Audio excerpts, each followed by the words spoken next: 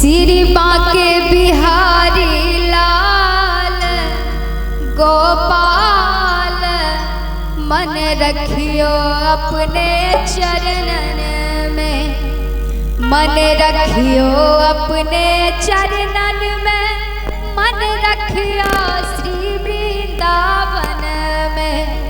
हो मन रखियो अपने चरणन में, मन रखियो श्री वृंदावन में। श्री बांके बिहारी लाल गोपाल मन रखियो अपने चरणन में। श्री बांके बिहारी लाल गोपाल मन रखियो अपने चरणन में, मन रखियो अपने चरणन में, मन रखियो श्री वृंदावन में। मन रखियो अपने चरणन में, मन रखियो श्री वृंदावन में। श्री बांके